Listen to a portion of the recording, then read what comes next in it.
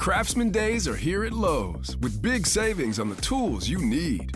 Save $100 on the Craftsman V20 6-tool power tool combo kit, now at $199.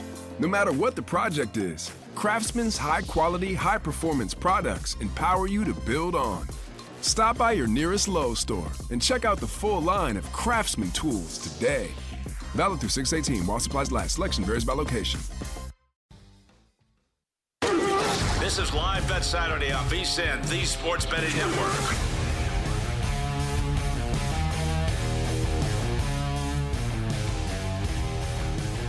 Welcome back into Live Bet Saturday, the final hour of the program here on VSiN, the Sports Betting Network. I'm Grace Remington with Will Hill. We have previewed the basketball. We've previewed the hockey. We've been talking baseball all day long. But coming up in about 15 minutes, Trista Crick will join us with her picks for not just the NBA, but the WNBA as well, because those WNBA markets, I have learned listening to the experts we have on VSiN programming, you got to get in on the WNBA. Those are some fun markets over there. So excited to hear from Trista pretty soon. But let's get back into baseball because we have quite a few night games, but some score updates here. Houston still leading Seattle 2-1 in the bottom of the sixth. The Stros, no outs with a man on first. Texas leading the Chicago White Sox 4-2 after 5 innings. Pittsburgh leading Milwaukee 2-1 in the bottom of the seventh. The Pirates with 2 outs but a man on third. Yankees running away with this one against the Rockies. They are leading 11-1 in the top of the seventh. The live total for this game took a while to get those runs there, but the live total now 16. The Braves leading the Pods 5-1 in the middle of the seventh, and the Reds leading the Cubs 6-1 as we head into the bottom of the sixth. So let's get our thoughts now on this second window of baseball games tonight, starting with game 2 of the doubleheader between the Orioles and the Red Sox. Baltimore, a plus 115 underdog on the money line. Boston, minus 135 after winning on a walk-off in extras earlier today. It's Trevor Rogers against Lucas Giolito. And Will, what are your thoughts on this game? Yeah, Red Sox won a couple in a row now. That's a team a lot of people liked coming into the season. They've just traded punches here, traded wins and losses. Over 500, 27-26. And Marcelo Meyer, their top prospect, is coming up. So I don't know that he'll be available for tonight. I wouldn't imagine he would. But starting tomorrow, I guess we'll see him in the lineup. And I'm sure the Rookie of the Year market has reacted because he's supposedly a big-time prospect.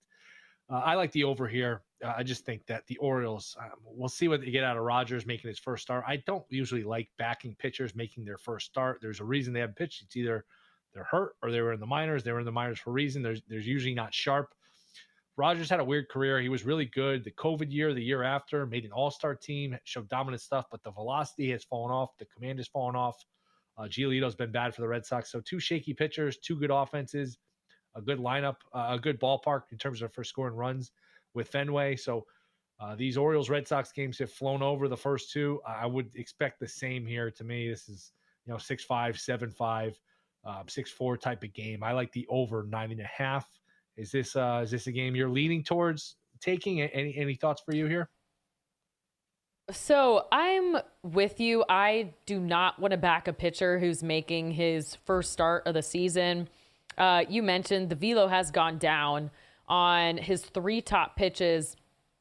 Last year, as a full-time starter, because it looked like 2023, he only made 4 starts. He came back last year, had a 5.92 ERA, a 5.18 expected. He's a low strikeout upside, no strikeout upside really, high walk rate. So I don't feel great about him. Lucas Giolito should be due some positive regression. At the same time though, there's a lot of underlying metrics that just don't look good. So if anything, I would lean the over here.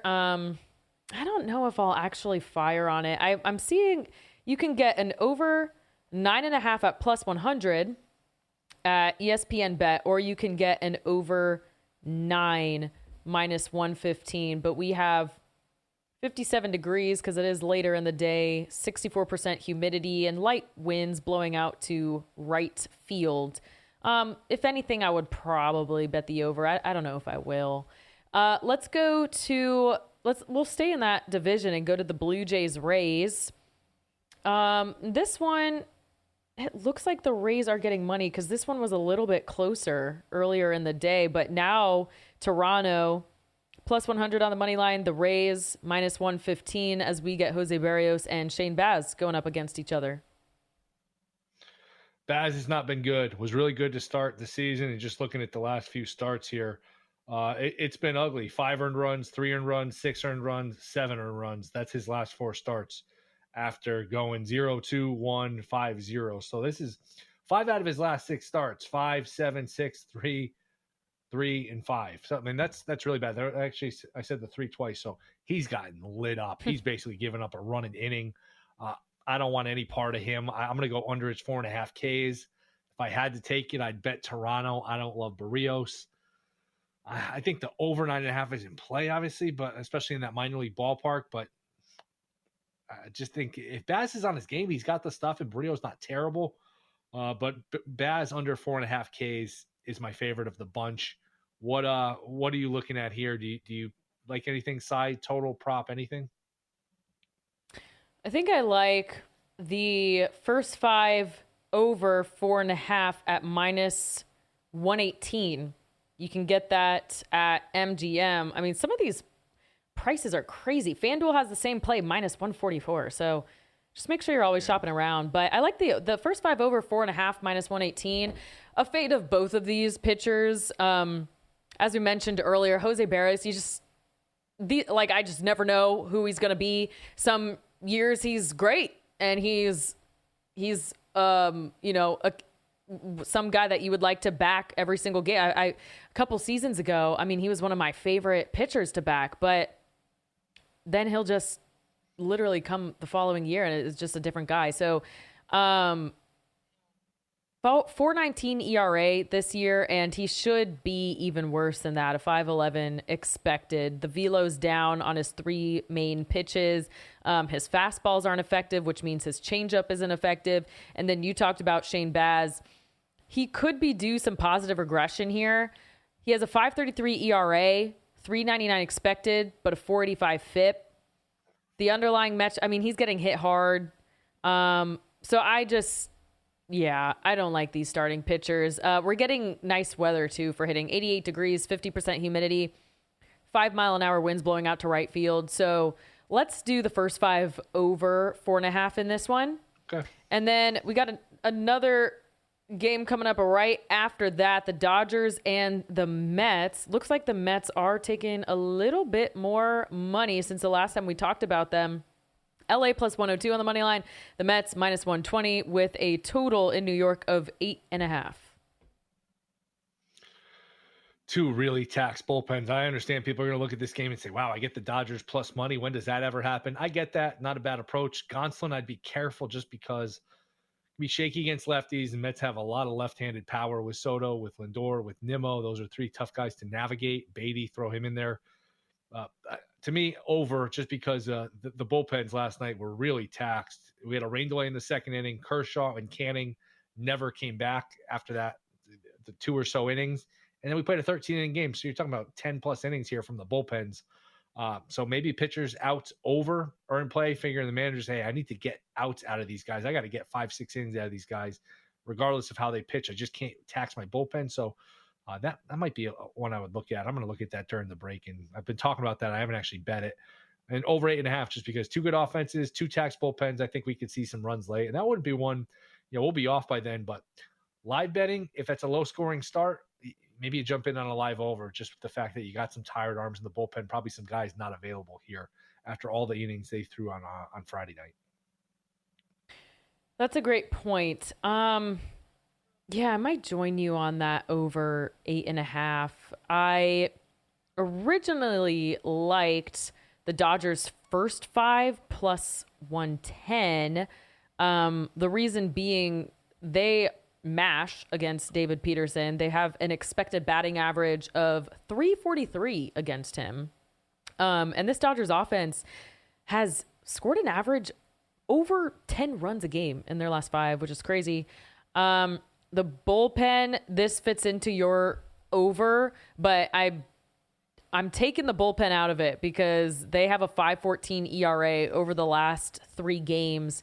I don't like David Peterson. I think he's due some negative regression here, but Tony Gonsolin, man, it's hard to. I might just have to join you on the thing is, I think the Dodgers are the better team through first 5, but it just feels like, yeah, I might have to do that full. Maybe I'll split my wager. I think I might split my wager here instead. I'll go Dodgers first 5 and then the full game over. We have about a minute left here. Do you want to get a play in for the Guardians Tigers? We can do that on the other side. I was just looking at the over-under outs props. Peterson 17.5 at DraftKings minus 145 to the over. Gonsolin over 15.5 plus 105. So that 15.5 is the key, where if he goes 5, you lose. If he goes 5 1/3, you win on the over. I'd still look towards both overs just because of all of the innings they had to get out of the bullpen last night. I could see both guys going 6. If they both go 6, you win. Okay. I like that thought too. If you're looking for smarter bets, they start here with VSiN Pro. Right now, you can sign up for an annual subscription and get 14 months for just $199 when you use the promo code PRO. That's PRO. That's 2 extra months free for less than 50 cents a day. Become a VSiN Pro subscriber today. Get instant access to a daily email with all the best bets from hosts and their guests, real-time betting splits from DraftKings and Circa, 24/7 video access on the VSiN Watch app, plus full access to VSiN.com's analytics, betting trends, and expert breakdowns. Don't wait. Go to VSiN.com/subscribe and use the promo code PRO, that's PRO, to lock in this offer. Again, that's an annual subscription with 2 months free. Go over to VSIN.com/subscribe. Coming up next, we are headed back to the court. Trista Crick joining us with her best bets for the NBA and the WNBA. If you work in quality control at a candy factory, you know strict safety regulations come with the job. It's why you partner with Grainger. Grainger helps you find the high quality and compliant products your business needs to inspect, detect, and help correct issues. And the sweetest part is, everyone gets a product that's as safe to eat as it is delicious. Call 1-800-GRAINGER, click Grainger.com, or just stop by. Grainger, for the ones who get it done.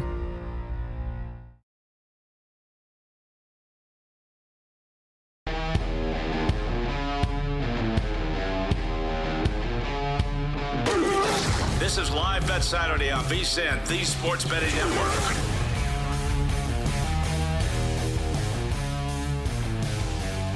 Welcome back into Live Bet Saturday on VSiN, the Sports Betting Network. I'm Grace Remington with Will Hill, and now really excited to welcome in our next guest to the show on the Progressive Guest Line. It's Trista Crick, podcast host, sports betting analyst for The Heat Check and Let Her Shoot. You can also find her on 760 The Score in Chicago. Trista, thanks so much for spending some of your time on a Saturday to join us here. Really excited to get your NBA and W thoughts here. But first, let's get your thoughts on Game 3 for OKC Minnesota tonight.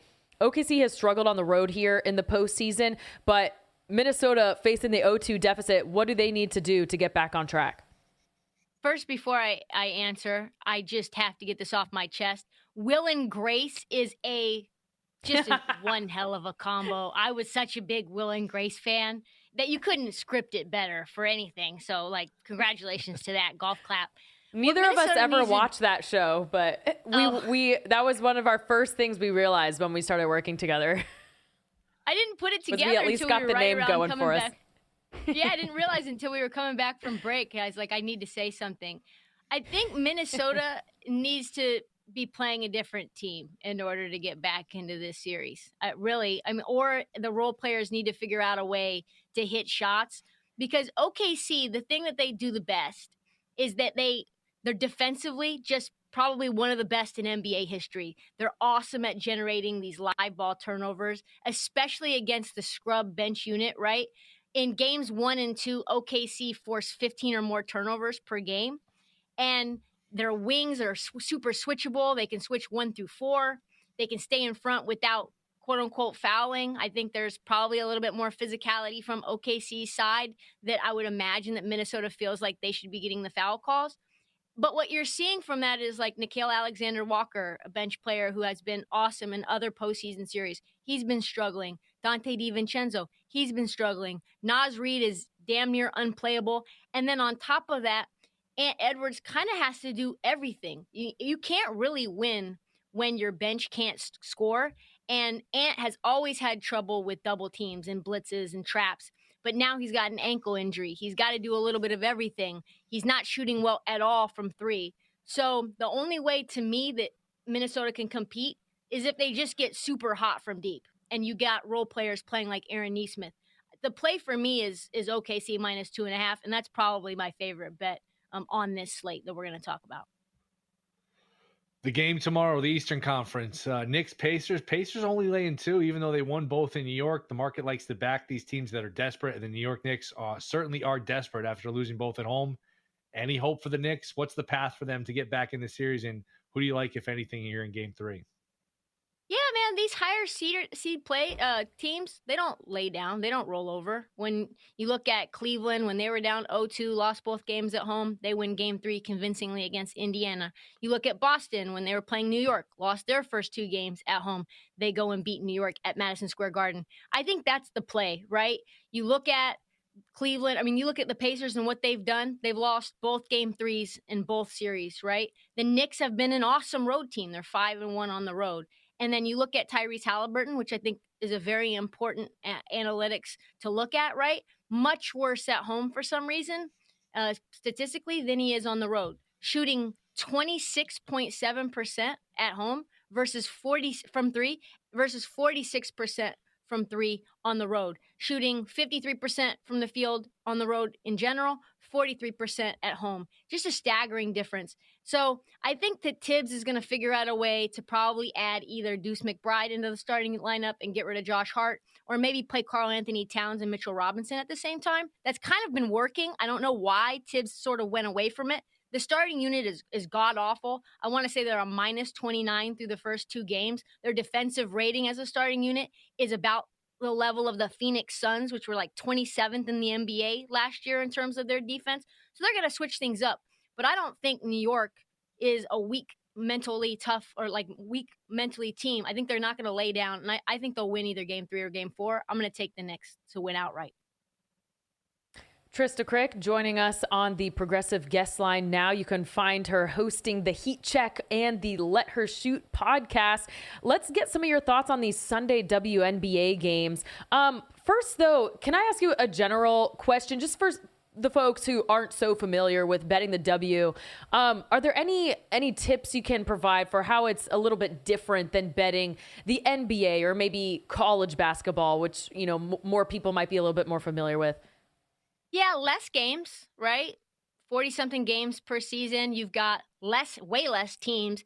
I think the WNBA has a much easier time for starting bettors to get interested in. Now, it's different than it was when I started betting the W back in 2020, but still, you don't have nearly the amount of resources put in on the analytics side, on the sportsbook side, so the lines are not nearly as sharp.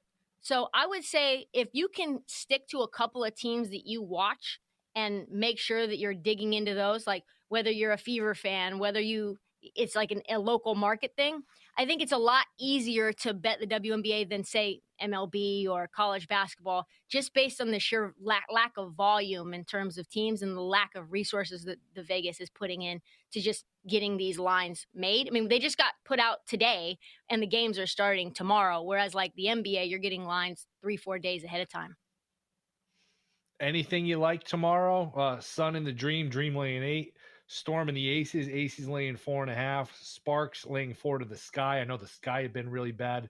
And then you have the Mercury and the Mystics. Mercury is 7.5-point favorite. Any of those 4 appealing to you in any way?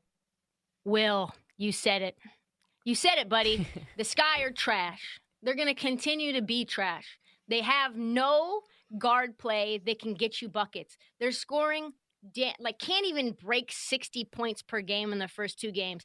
Angel Reese, and I hate to criticize Angel Reese for anything, but she's 4 of 19 on shots within 8 feet of the basket. That's dead last in the league. She's not kicking the ball out quickly to shooters. There really aren't any shooters. Camila Cardoso looks very, very frustrated down into the blocks, like she doesn't want to be there. They have a new coach. It's just ugly for this guy. So the Sparks, it's not really about them, even though they have some decent players. Kelsey Plum is there. Rickea Jackson's there. Even De'Erica Hamby coming off of Unrivaled. She's also been playing great.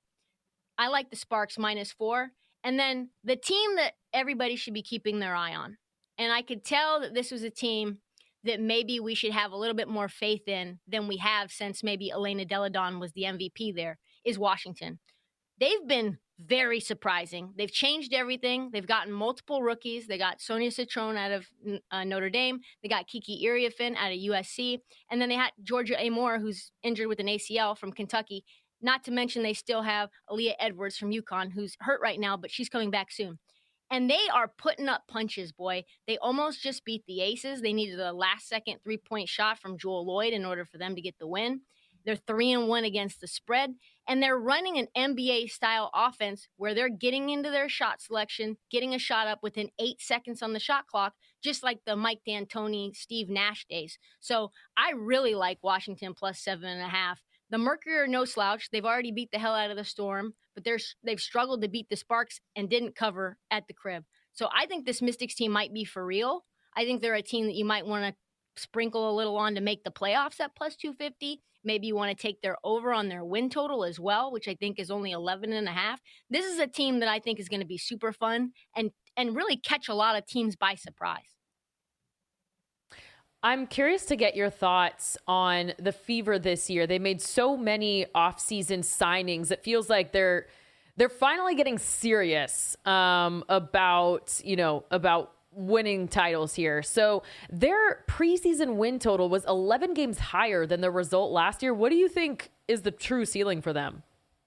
I mean, the true ceiling is probably to go to a title game. I mean, you saw what they did today. If you watched this game, it was a battle against the Lynx. So you've got a lot of talent. You've got, obviously, DeWanna Bonner, who just got picked up there. You've got Natasha Howard, who just got picked up there, adding to already Caitlin Clark and Kelsey Mitchell. So this is a team that's going to move the ball a lot more. They're going to push the pace like they did last year, but Caitlin Clark's going to get the ball inside like she did a little bit towards the tail end. So this is a team that I don't think is going to win it all, but there's a reason that Caitlin Clark's already leader in the clubhouse for MVP. There's a reason that their win total is now, like you said, 11.5 games higher than it was last year. But also, this is the team that's fourth, tied. Really, it's just the Lynx at +325 to win the whole thing. And then it's a 3-way tie for second. And the Fever are one of those teams. So I wouldn't place a bet on the Fever just because the price is so terrible. But that tells you everything you need to know about the talent that they are surrounding Caitlin Clark with and how they're already competing this early in the season, even though they have a brand new coach in Stephanie White. Awesome stuff. Trista Crick, thank you so much for joining us. You can find her work at 670 The Score in Chicago. You can also find her hosting the Heat Check podcast and the Let Her Shoot podcast. Trista, good luck on your bets tonight and this weekend. Thanks so much for joining us. You guys too. See you soon.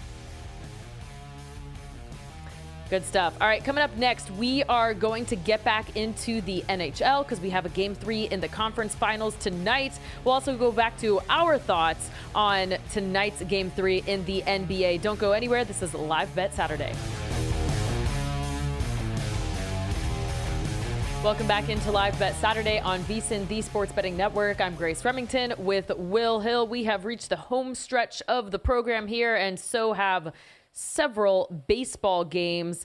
Right now, Pittsburgh leading Milwaukee 2-1 in the top of the ninth.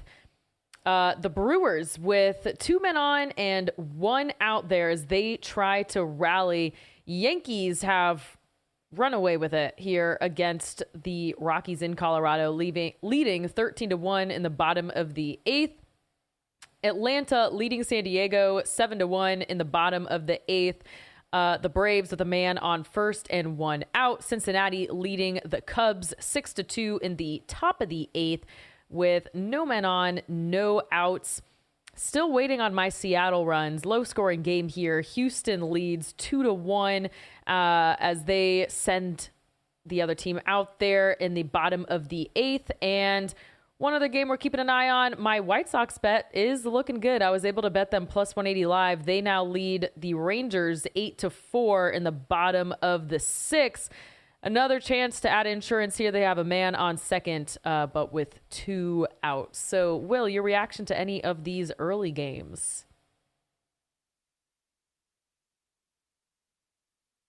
6.5 Ks. He's got 6 through 7 innings. Usually that's a winner, but his pitch count was so low that he comes out to start the 8th inning. 3-2 count. He gets a strikeout, and they immediately take him out of the game. That's a tough one. That's a really tough one. I don't know if it was my earpiece or your mic, but I missed, which pitcher was that? Max Fried for the Yankees. I had under 6.5 Ks, 6 Ks through 7 innings. Usually that's it. These guys usually don't pitch more than 6 innings, much less more than 7 innings. 6 Ks through 7 innings. I'm in good shape, except he only had 70 something pitches. Comes out for one batter in the 8th, full count, strike 3, and then they pull him out. Thank you very much. Appreciate it. Brutal. And you have him, you had the season long wins bet on him? I do have a most wins in Major League Baseball, 35-1. So I haven't checked in a week or two where he stands. He was off to a good start, but this will be another win for him. I think this puts him at 7 or so. So he's in the mix at least. That's all you can ask for, 35-1. Got to stay healthy. He's in the mix. What's crazy? Score runs for him, so yeah. Last week, so hold on, let me pull up his. Yeah, because I remember last week I said something about him being 6-0, and there's something weird happened in his first game of the season where he didn't get the win, and you were like, I swear, if that's how I lose the bet. Last week I gave him out to win plus 135. He went 6 innings, allowed only 2 runs, and I think the Yankees were leading that game until like the very end of the 6th inning, and then it was tied. They weren't even losing. They tied, and they go on to win 8-2, I believe. So, like, we're like one batter away from a win on that one too. That was tough because I'm looking at the score like, heck yeah, this is an easy cash. No, it's not.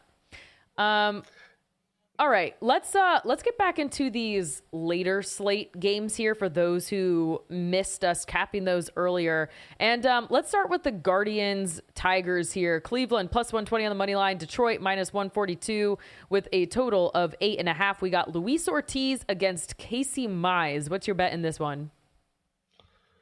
I'll go under. Call it under 4. Do you have the first 5 in front of you? I could pull up the odds. I'll go under first 5 though. I just don't like the Cleveland lineup. Detroit is quietly just not swinging the bats well here as of late. Bybee and Ciccone shut them down the past couple nights. So to me, under 4.5, if you got to pay some juice in the first 5, is a good play. I think you're looking at the under as well, but you're gonna go for the full game. Yeah, I will. Although now I'm looking at the prices, the under 4.5 is plus 100, which the full game under 8 is also plus 100. So you know what? I think even though Cleveland has a good bullpen, I might just jump on that first 5 train with you there. Ballpark Pal has this one projected at about 4 runs, so a little over 4 runs. So it's close. I mean, either way, I like the under because of the starting pitching here. I think Luis Ortiz, it doesn't look good on the surface level, but he has to do a little bit of positive aggression, not a lot, but a little. Casey Mize, though, I really like what I've seen from him. He may have gotten a little bit lucky too. He has a 2.53 ERA, a 2.67 expected, so it looks like that checks out, but it's the 90% strand rate that kind of sticks out to me here. Although he's throwing a career high strikeout rate, and it's because his splitter, the whiff rate on his splitter is up. He's throwing that pitch 2 miles an hour faster than he was last year. And the slurve he has been using a lot. He really never used it more than a few dozen times a year, but now he's throwing it 16% of the time. And the velo on that slurve has increased 1 mile an hour. So I I think Casey Mize, I really enjoyed watching him in college with Auburn, and I always like watching my favorite college players, go through their pro careers. So, I do like both pitchers here. I'd be comfortable with the first 5 or the full game under. Both you're getting plus 100 odds, so let's do that. Okay, we also got a late night game here. The Phillies at the Athletics. Philly minus 175 as they throw Christopher Sanchez. And then the A's plus 145 on the money line at home. We got 2 lefties here and a total of 10. Did I mention that Max Fried went over the 6.5 strikeouts and I lost that bet? I think I did mention that, right? I'm going to try to move on. I like the Phillies here. I just don't think the A's bullpen has been good as of late. Mason Miller's been awful. This Philly lineup is hot. You're putting them in a good hitting environment. 5.5 as a team total is expensive, but you're getting the full 9 at bats. You're in a good hitting environment. So if you don't want to lay the $1.70, I'm okay with the team total over 5.5, even though it is expensive. It's expensive for a reason. So that's how I'm looking at it. I don't know that I'm going to bet it, but if I had to, I'm okay laying the $1.70. I'm okay with the team total over 5.5. What are you looking at here, if anything? I rarely bet totals this high, but I'm going to go with the over 10 at minus 110. Christopher Sanchez. So it actually does look pretty good for him. Jeffrey Springs probably do a little bit of negative regression here. He has a 3.91 ERA compared to a 3.94 expected and a 4.43 FIP. I want to pull up these. I want to pull up the hitting metrics against left-handed pitchers here because, this is what so Philly is a top 3 team against lefties. The A's are 11th in weighted on-base average, 12th in weighted runs created plus, but above average here. So like those 2 offenses. And then let me get a check on the weather too, because I'm pretty sure that was in our favor. 80 degrees at first pitch, 10-mile-an-hour winds blowing out to left center field. So give me the over in Phillies Athletics. I'm actually gonna bet that one once we get to break here. One more. I don't think we've gotten to this one yet today. The Marlins at the Angels. Miami plus 160 on the money line, and this is as big of a favorite you're ever going to see. The Angels minus 190 with a total of 8.5. The red hot Angels. What's it? 8 wins in a row. They've played really well. Soriano's kind of a strange, peculiar pitcher. He's got good stuff, but the command isn't great at times. He's been very up and down. If I can't lay this price with the Angels. I can't lay the run in half. If I was going to bet it, if you forced me, which I don't know why you would force me, I would just take the plus money with the Marlins just because I think it's too high of a price. So Marlins at plus 161. There's probably some value there, but nothing I'm cutting in line to bet. Yeah, this one, this one's tough. I'm not super passionate about this one. I probably, if anything, I think I would bet the over 8.5. 9 is the second most common total in baseball. 7 and 9 are your 2 most key numbers in baseball totals. So I like that we're getting 1 here. Cal Quantrill. So I don't know how this keeps happening, but like his stats are horrendous. And yet every time I come on and talk about him, first it was on By the Books with Jensen. And then I think I had a show with you where we talked about Cal Quantrill, and the numbers are seriously bad. And then after I fade him, he comes out and throws a 1-run game against the Dodgers and then a 1-run game against the Rays. Sometimes I swear these people have us on in the clubhouse and they're like, thank you for the motivation. But I don't like his stats. I don't like Jorge Soriano's stats. So, and we have nice hitting weather here. 65 degrees, which it's not as hot as I would like it to be, but it's night. But 73% humidity helps us, and we have 8-mile-an-hour winds out to left center field. So give me the over 8.5. All right, coming up next, we are sending you off with our best bets. Last-second preview for tonight's NBA Game 3 as well. This is Live Bet Saturday on VSiN, the Sports Betting Network.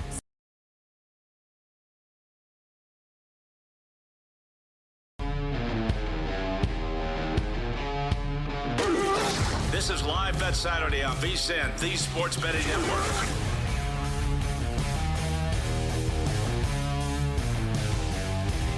Hey, VSiN fans, how would you like to play the Circa Survivor or Circa Million contest for free this season?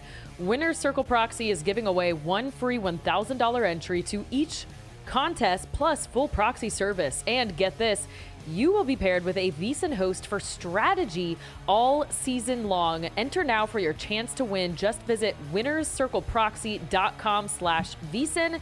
That's winnerscircleproxy.com/VSiN. Now, Will, we already know Circa is just a 5-star experience, but now they're offering this grandissimo pro football experience. And let me just read to you some of the stuff you can get here if you win. Round trip flight on JSX to and from Las Vegas, 3-night founder suite stay at the Circa, a personalized dining experience with Chef Barry. That is what I need right there. Derek's signature experience at Stadium Swim. I definitely trust him to give you an experience. Top shelf tasting experience at Legacy Club. Curated dining experience at Andiamo Steakhouse with Chef Neil Piche. And an exclusive inaugural Class G4 jacket. The list is still going on. Limo transportation to and from the airport. And a year-long VSiN subscription. So all that. And by the way, all entrants receive the Grandissimo experience. So, I mean, seriously, what more can Derek and Circa do? They really know how to put on a show. It's a nice contest. $100 grand to get in. And I wonder if people will adopt the strategy of, because you have until I think the first Sunday when the 1 o'clock games start, 1 o'clock Eastern. So will people wait and see maybe the Eagles will lose and get upset? And then you'll jump in thinking that's already some dead money. And you have an advantage if you wait and hope to get an upset. So wonder if that's a strategy some people will employ. Looking forward to it. Hard to believe. I mean, it's May 24th. We still have 4 months to go, but I just feel like there's already so much football handicapping that can be done right now. And pretty soon we are going to coast through this baseball season, and it's going to be NFL kickoff before we know it. So Sure. Head over to Circa to get more details on the contest. That sounds really exciting. So don't want to miss out on that. Another thing you don't want to miss out on is the G-Bank trifecta. Visa now introducing the $500 trifecta from G-Bank, First Bet, and VSiN. All you need to do is open a G-Bank Visa Signature credit card. In the first 90 days, deposit and play through $1,000 at First Bet to trigger the $500 trifecta. You'll receive $200 in cashback rewards on your G-Bank Visa Signature card. Then First Bet will give you a $100 deposit match. VSiN completes the trifecta with a free VSiN Pro subscription through August 31st. That's worth a $200 value. And there you go. That's the $500 trifecta from G-Bank, First Bet, and VSiN. Head over to VSiN.com/GBank. That's VSIN.com/GBank. This one-time promotion is limited to customers opening a new account in response to this offer, and it will not reply to requests to convert existing accounts. So apply today. Terms and conditions do apply. With that, let's get into our G-Bank best bets. I think let's go sport to sport here, Will. And you do have a bet in the NBA tonight. What are you looking at? I like the side and the total. I'll go over the 218 here. I think that Minnesota did not shoot the three well at all. 28% in game 2. It was 15 of 51 in game 1. So the role players typically shoot better at home. DiVincenzo, Reed, some of these guys have been bricking these threes left and right. I think will shoot better. And OKC, there's meat on the bone for them too. 9 of 33 from 3 in game 2. And the turnovers for Minnesota are a problem. And those turnovers turn into quick points for OKC. So it's a bad matchup from that standpoint. So lean towards Oklahoma City actually winning the game and going on to sweep this series. If Minnesota's going to get a game, this is the one. But I'll go over the 218 total here. So originally, I was leaning toward the T-Wolves on the spread, but listening to you, listening to Trista, listening to some other people, I've been talked off of that, and I think I want to join you on the over here. We should see some positive shooting regression here. I mentioned earlier on the show, I'll say it again, courtesy of Zach Cohen here. He gave us the expected scores in Game 1 and Game 2 in his Game 3 write-up posted on vsin.com. The Game 1 expected score should have been 111 to 106. It was actually 114 to 86. So Minnesota was getting good looks. They just weren't making them. And then the expected score in Game 2 had the T-Wolves winning it 116 to 113. So that's back-to-back games in which they shot less than 30%. They should have shot better on open threes. And I think part of that positive regression could come from Naz Reid specifically. He's 0 for 14 from deep after shooting almost 38% from deep in the regular season. So I think the over makes a lot of sense here. A trend here that makes sense as well. Under Chris Finch, the over is 12-6 at home in playoff games. And then you mentioned the turnovers too. I mean, that's just quick points. So yeah, let's do that. Let's go to baseball now. And what are your best bets from the Diamond? Yeah, I'll go Cleveland, Detroit, under 4.5 in the first 5. Cleveland's just not a good offensive team. Detroit has swung the bats well for the most part this year, but they've not swung the bats well. Recently, they've been shut down the last couple games. So I love getting that 4.5, that hook when it comes to a first 5 bet, because so often it's 3-1 or 2-2. That 4.5, those are key numbers, and getting the hook where I can win on 4 is key for me. And I'll play both pitchers out. We talked about this Dodgers-Mets game where the bullpen was really taxed on Friday with the early rain delay. Both starting pitchers got pulled after the lengthy delay, and then we played 13 innings. So over 16.5 outs for Peterson, over 15.5 outs for Gonsolin. Got to figure both managers come into this with the idea that, hey, let's save the bullpen if we can. Let's let these guys go 6 or so innings. So over 15.5 outs for Gonsolin's plus money, then over 16.5 outs minus $1.45 for Peterson. I like those bets. My best bet for baseball, I'll go with the Phillies A's over 10. We have 2 lefty pitchers here, Christopher Sanchez and Jeffrey Springs. Both of them should be due some negative regression. Chris Sanchez has a 3.10 ERA, but a 3.54 FIP. His strikeout rate is higher than his career average by 6 points, but I do think he should kind of come back down to that career number. And then Jeffrey Springs, he has a 3.91 ERA, but a 4.43 FIP.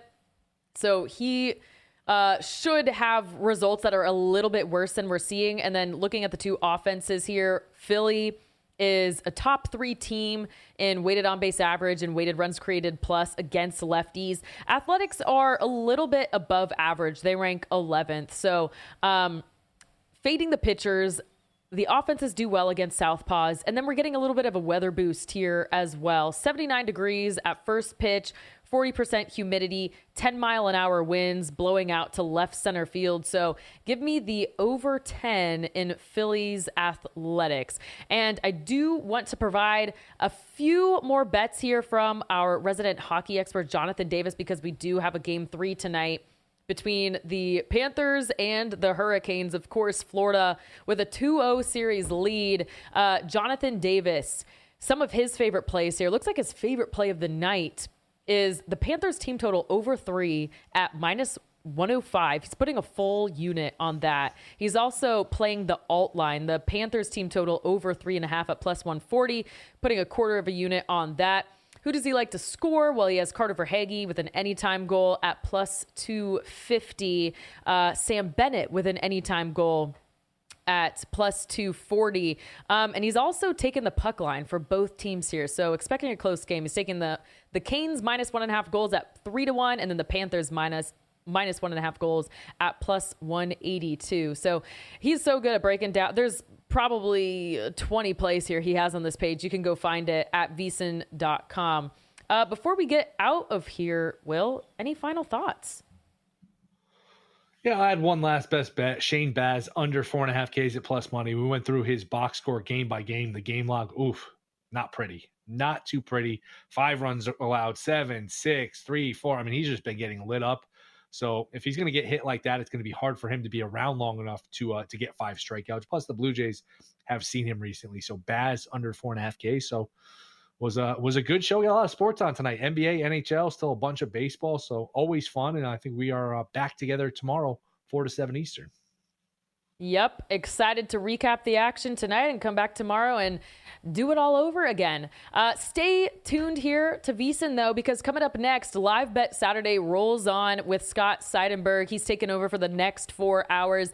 Then we cap off Saturday night with Cashing Out with Greg Peterson. So the action continues here. He's Will Hill. I'm Grace Remington. Thank you for tuning in. Have a great night, and may your bets win.